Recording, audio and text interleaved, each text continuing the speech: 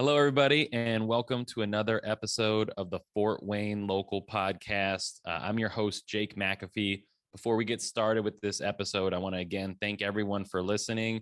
Also encourage you, please subscribe, whether it's Spotify, iTunes. You can find us on YouTube as well at Jake and Fort Wayne.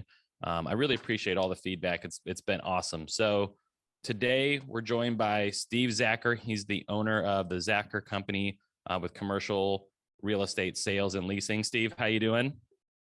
Good, Jacob. How are you? Thanks for having me again. Yeah, I'm doing great, and you're welcome. So Steve was on episode 14. If you want to learn more about his background, I kind of did more of a deep dive into his resume. We talked about the industrial real estate market at that time. He had some good predictions. I remember you talking about keeping an eye on New Haven, and that market seems to took off like right after you said that. So that was pretty cool. Today, we're going to be talking about the office market report. So you guys, the Zacher Company, just released your 2022 Fort Wayne office market report. So we're going to dive in on that. I guess just to get started, how are things looking in the office market right now? So the office fundamentals in Fort Wayne are really pretty strong, which I think is a little bit counterintuitive. I think our report is probably more optimistic than a lot of people would have expected. And some of that is just, I think, because Fort Wayne's done better in certain categories, in certain ways, than national trends. And maybe to some extent, we're late on some of these things that are coming. Okay. And we can, as we get into this podcast, we'll talk about that a little more. But I think, the obvious dynamics are, number one, the post-COVID office environment and fewer people coming to the office and companies needing less space.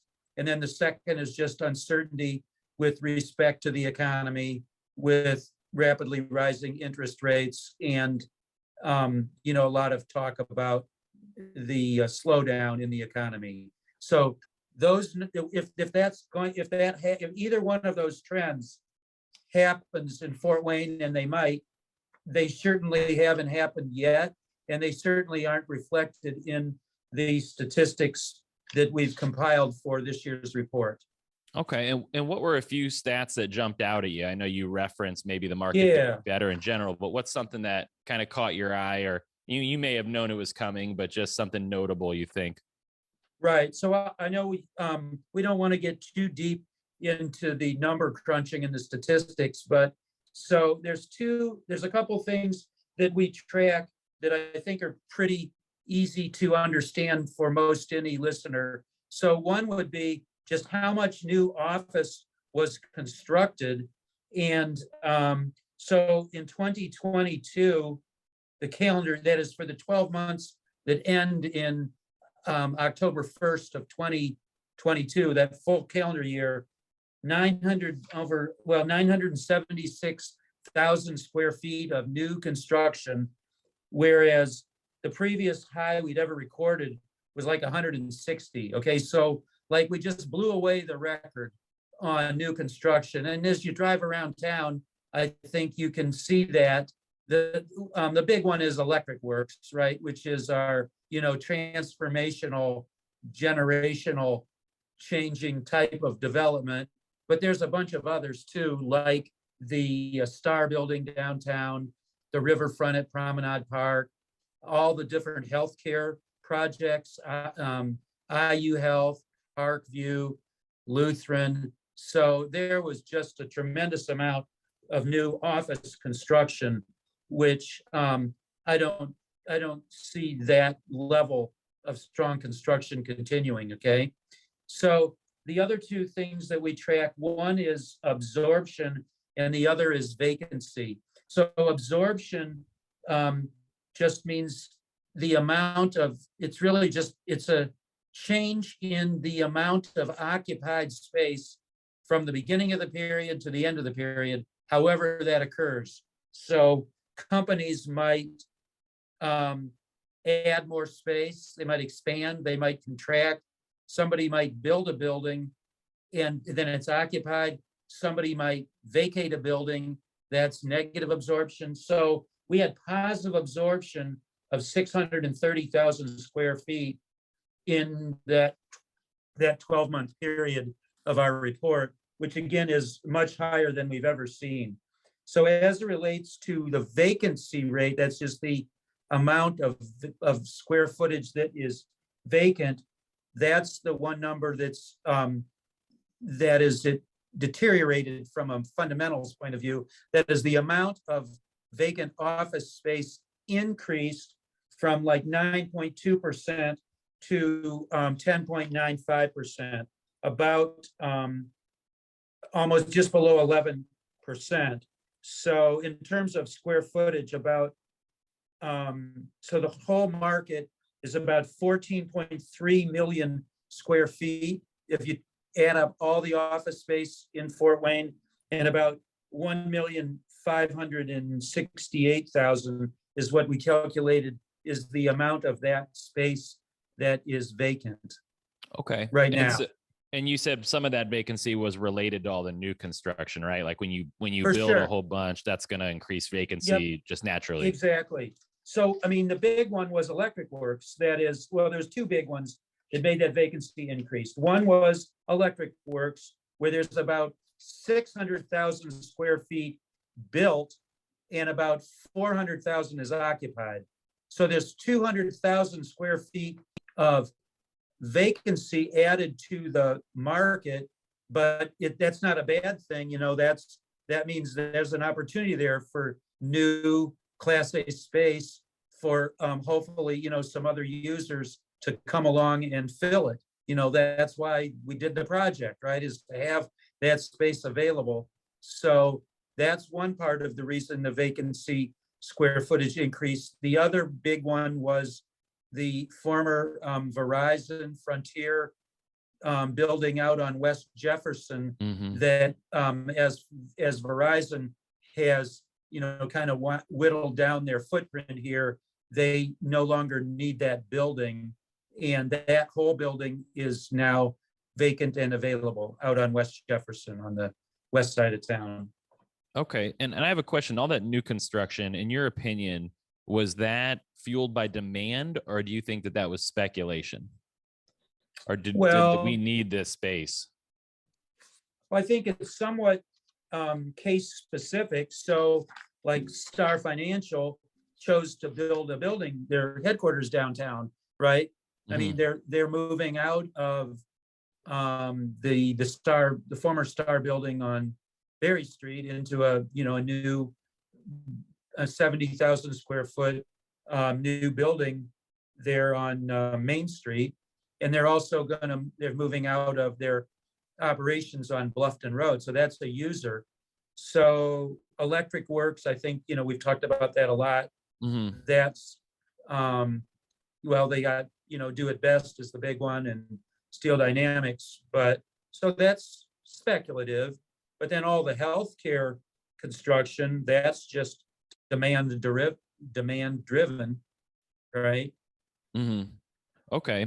And speaking of Electric Works, I know we've talked about that a little bit, but I mean, I'm still hearing a lot of the same things. Actually, just on Saturday, I was at a birthday party and someone was asking me, like, there's no way they can fill all that, right? Like, who's there? Like, his exact words were, who's going to lease all that? So for those who don't know, you know, you're handling the leasing for all of Electric Works. Is that correct? For the whole campus? Yeah. So let me give you a little bit of a summary of who's announced. Let's review who's going there, because that is a very current thing. And like Do It Best is moving all their folks over there in the middle of November. And if your listeners haven't driven by, it's worth driving by and seeing. And very soon it'll be open to the public, and hopefully, you know, a lot of people want to go there. So the big one is Do It Best. They'll be on the top 3 floors of that building 26. The other big one is New Millennium Steel, which is a division of Steel Dynamics. They took about 49,000 square feet. And that, by the way, is all new jobs to Fort Wayne. Okay. So that is they have different functions that within Steel Dynamics in this new Millennium division that were spread all over the place, and they chose to bring them to Fort Wayne. So I think that's a testament to the success of the development and what they're looking to do there. So then you have medical informatics, which is medical record systems. The Fort Wayne Community Schools AMP Lab. I think you're familiar with that. I think you did a segment on that. That's open and you've got students attending there. The Ferguson Advertising, Parkview Health will have 11,000 square foot clinic that'll be opening up soon. Let's see, who did I miss? So the Union Street Market, that's and the Food Hall and Public Market, and that'll be opening here very soon, 1st of November. I'm sure you could do a whole segment just on that project, and they'll have 20 vendors. On the one side, you'll have 10 vendors that'll be like food, like where you fast casual, like you go in and you grab a bite to eat there. That's on the west side, and on the east side would be more like your vendors. Like you go there, there's like a meat, a cheese person, a chocolate person, a florist, that sort of thing, where you stop and fit and pick up things. So I think there'll be a lot of buzz around Union Street Market once it opens and once people understand what it is there. And are they planning on the tenants supporting those businesses? Or are they also counting on people from around downtown coming as well? Both. So Okay. for sure, like all those companies that are putting their offices there, like Do It Best and SDI, so they're for sure counting on those folks supporting the vendors. And in fact, they've all designed their space without a cafeteria or a commissary, with the idea that their employees will support and use the and support the vendors at and tenants at the Union Street Market. Oh, I like that. That could actually kind of serve as like a little community builder too, even if you're packing a lunch, but if all your friends are going to be eating there, that could be kind of interesting as well. That's right.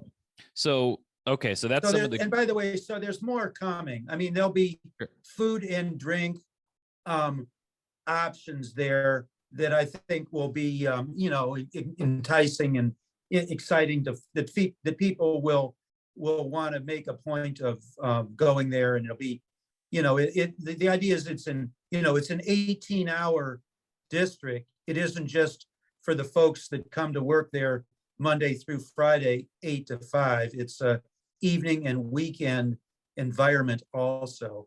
Oh, I love it. Okay, so Yeah. that's some of the good stuff. What do you think are some challenges that Electric Works may face or may need to overcome as we progress over the next, 1 to 2 years? Well, I guess it's like anything else. It takes time for people to sort of catch on, right? Or to buy into it, right? I mean, you remember when people said what a mistake it was to put the baseball stadium downtown, right? We've got a perfectly good stadium at the Coliseum, right? What do we need why do we need a new stadium? So I think it'll be successful. It's just, especially once it's open. And all you have to do is look at how popular the landing is and everything over there on the north side of downtown with the riverfront at the park, and then the new building next to it and all that's gone on over there. So I think it's all positive. Okay. And then before we head into predictions, do you have anything else you want to touch on from the market report? Just kind of recapping either notable transactions or any trends you want to point out to anyone listening? Yeah. So we mentioned about Star Financial. So the other big thing that happened last year was Swiss Re that moved to the riverfront at Promenade Park. So they're going to take 24,000 square feet. That is, they moved from a building that they occupied out on Magnavox Way. So, and that building never sat vacant. That is before Swiss Re moved out, Ruoff Mortgage came right in behind them and leased that building, which is 80,000 square feet. So the other trend is we've had some companies, as COVID came, they said, we don't, we've got way more space than we need, or we don't need any space at all. We'll just send everybody home and let them work from home. And in many cases, those spaces were just like other people came along and filled the space. So like Cooper Standard vacated space out by DuPont Hospital, and Metal X leased their space. And then North American Van Lines, or Serva, down in the Indiana, Michigan building downtown, they occupied 7 floors and decided they didn't need that many, gave back 2, and now a 3rd floor. But we immediately leased one of the floors to Doxa, and we've got prospects for the other 2 floors. So it might seem like that'd be a worrisome thing for our market, that company, if you're a office landlord or investor, that all, like companies don't need space and they're giving back space. But that's happened, at least up till now. When that's happened, there's been people ready to come back behind them to take the space. So I think that's positive. Like if you went to downtown Chicago, you'd find there's, millions of square feet vacant, right? Post-COVID, and people don't want to work downtown the way they used to, but we don't have that problem in Fort Wayne.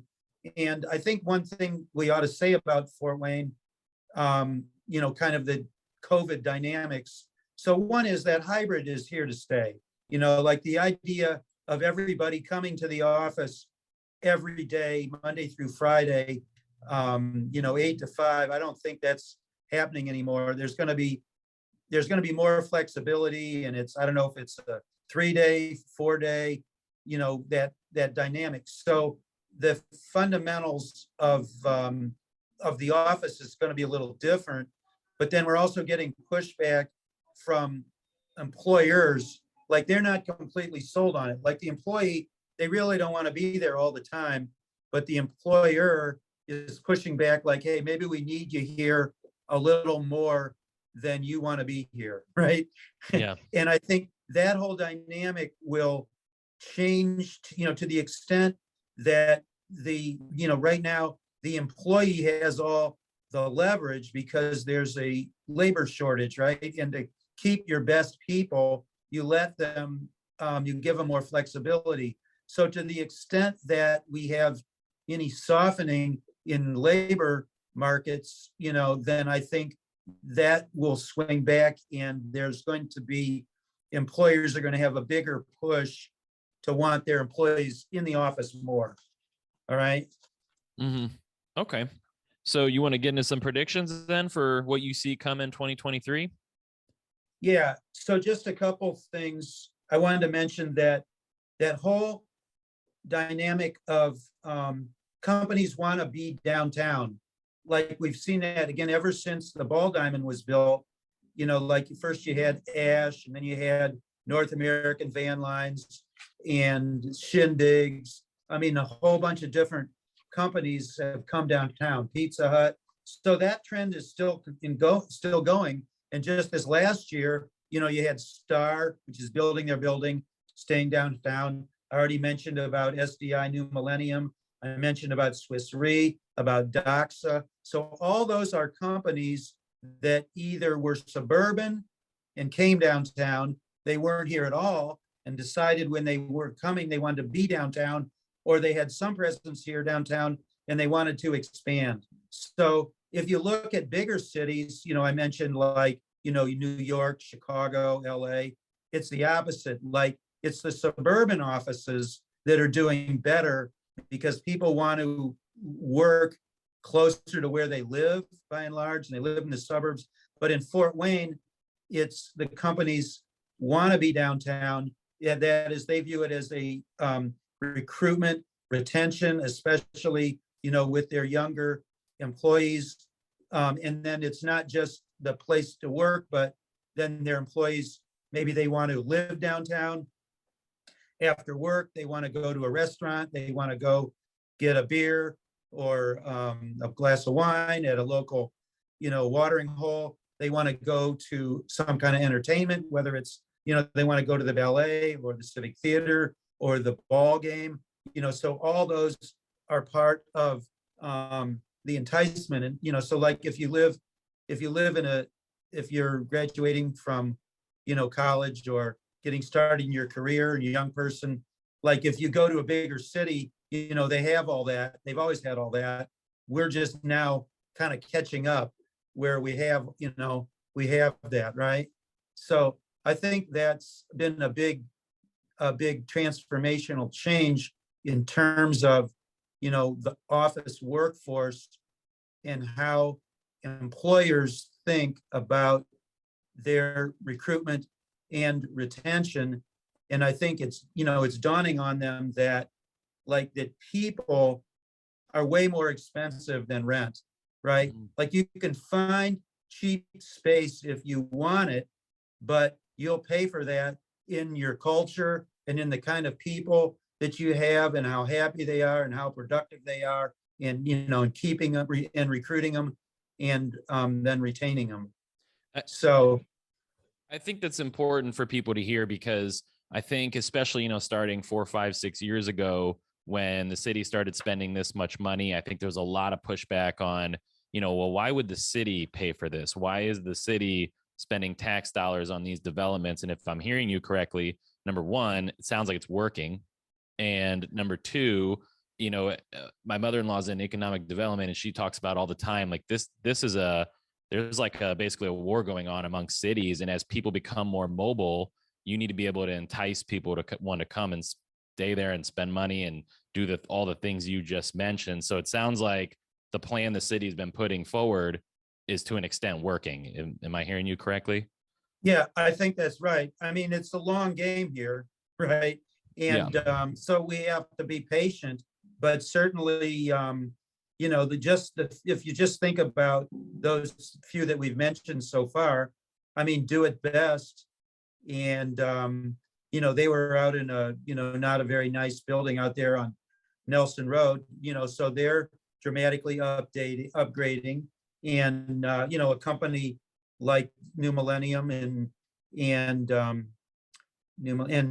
Swiss Re, like those companies don't have to stay in Fort Wayne or come here to begin with, right? I mean, there's lots of communities that would love to grab a user like that, and we better be competitive, or when those sort of things come around, they're not going to stay here. And it wasn't that long ago when the community lived through companies like that making those decisions, and management saying, I'm sorry, Fort Wayne, but we're not going to be here anymore, right? We saw too much of that, right? Like Harvester, I think International Harvester was Harvester, one. Lincoln, right? We could go through a bunch of names: Lincoln National, Dana. There's many others, right? So Okay. I think that's important to mention. I had these conversations all the time, and I feel like a lot of time the sentiment is like, why are we even doing this? And I think it's important for somebody like yourself who's in the know and has been involved from the beginning to acknowledge that the plan is, at least to an extent, working. And like you said, it's a long game. Who knows what's going to happen? But for right now, it seems to be trending in the right direction. Yeah, for sure. I think we've done very well. And it's it's the efforts of lots of people that have caused that to be the case. So you want to talk about some forecasts, right? Yeah. And then what do you see, either in the next 90 days or even heading into 2023? What are you guys looking at? So I've touched on a few of these. So one of them is that hybrid work environment, that mix of being in the office and then working from home or remote. We think that's going to stay. It's not going away. And so that is, but the employer is going to kind of push back a little bit against that. The second trend I think we'll see is that companies are paying higher rental rates for more efficient space.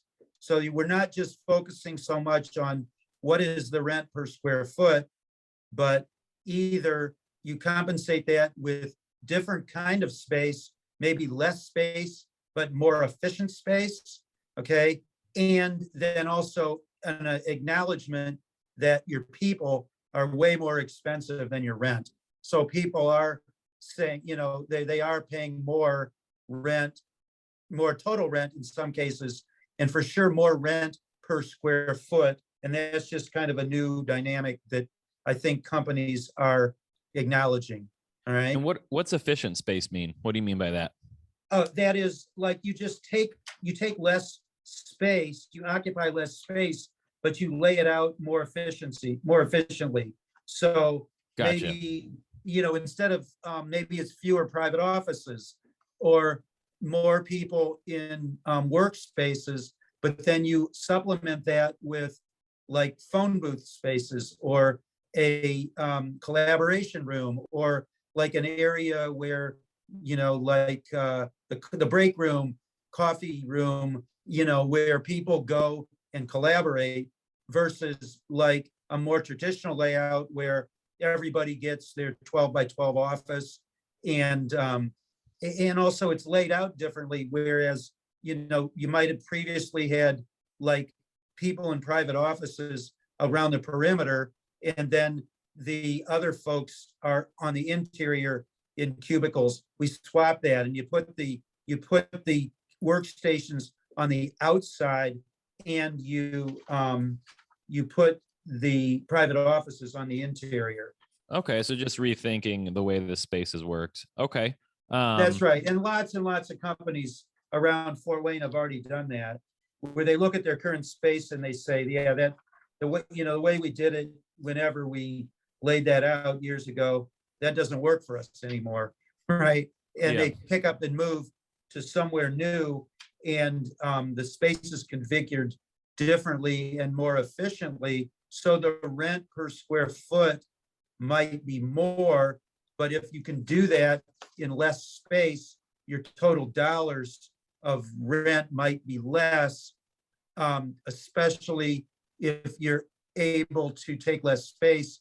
And it also makes sense to do that if fewer of your employees are there every day, because you've adopted to this hybrid work model. Okay. All right. Well, what else do you see coming besides more efficient? Okay. So for sure, we've got increasing construction costs. So inflation has hit office construction the same as it's hit everything else, like gas prices and food prices and right, everything in our daily lives, right? So you got construction costs increasing, and then you got operating cost increases. So, that makes it harder to pencil out new construction, and even for existing buildings, it makes it harder for renovation. So I think that what we're seeing is that to make these deals work, you need like longer lease terms and higher rents otherwise it doesn't make sense for the landlord. And then those high new construction numbers and absorption numbers, we just don't see that sustainable for the next year or so, especially with, the combination of higher construction costs.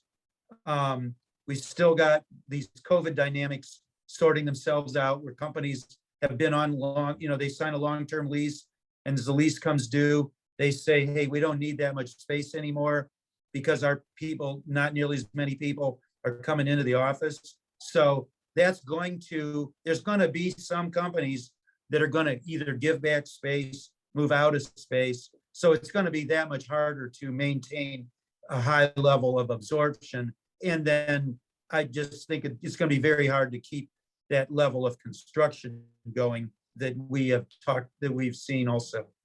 And then I think the final conclusion relates to that second generation space, like those landlords that are getting space back. I think it's going to be like the rents there are going to be maybe in a more stable. I think it's going to be hard to push rent increases on on that second generation space. And maybe the landlords have to provide more incentives to attract and retain their tenants. So maybe that means more money towards refreshing space or free rent and that sort of thing to keep their buildings full. Okay. And how are you factoring in the recession? At least on the residential side, I felt like we were way late compared to the rest of the country, but really in the last 30, 60, and especially 30 days, we're starting to see, inventory increase. The bidding wars are cooling off a little bit. How are you seeing both the rising interest rates and the apparently pending recession affecting our local office market here? So I think office will for sure lag behind. It'll lag way behind housing, but it'll even lag behind industrial and retail. Okay, because by and large, you've got tenants that are on long-term leases, right? So to the extent you have the impact, economically, I think it'll be immediately affected by whatever office users are most directly tied to interest rates, right? That's where the shock is right now. So I think you've already seen that, like with Ruoff Mortgage is a great example, right? Or any of the big companies in town that providing mortgage financing for housing. Other things, I suppose automotive, any like if you have an office function that somehow supports the auto industry, maybe we'll see that, although I don't know, right? So I just think it's not like housing where you turn on and off the spigot and there you see the result. It just doesn't work that way with our office market. Okay, that's an important distinction. And are you changing anything with Electric Works either, the way you're leasing it, or is it kind of full steam ahead with the vacancy that you have and trying to get that leased? Yeah, I don't see an immediate change there. So I think the other point I wanted to make about our office market is, okay, so we're like a 12, almost, we're at 11% vacancy. So in a 14 million square foot office market, that's not very high. Yeah. Like by comparison, Indianapolis, which we think of as a pretty dynamic market, right? Mm-hmm. Compared to Fort Wayne, their office vacancy is like 18% or higher, depending on how you measure it. And many big city, I think that I get the number wrong, but I think the national office vacancy number is well above our 11%. So that says that we're still a pretty healthy office market, right? For what we are, we're still a mid-sized Midwestern city, right? We're not ever going to be, Austin or Charlotte or Miami, right? Or something like that, right? That's what we are. Yeah. And, I'm just little old me, but I was out looking at office space over the last 6 months, just, teams growing, I was curious what's out there. And there was nothing out there for the, under 2,000 square feet. I couldn't find anything that was decent and had parking. And I was really surprised at how low the inventory was. Just again, I'm just a small business, but there really wasn't a whole lot of vacancy, or if it was extremely expensive. Right. And then maybe you want a certain style of space.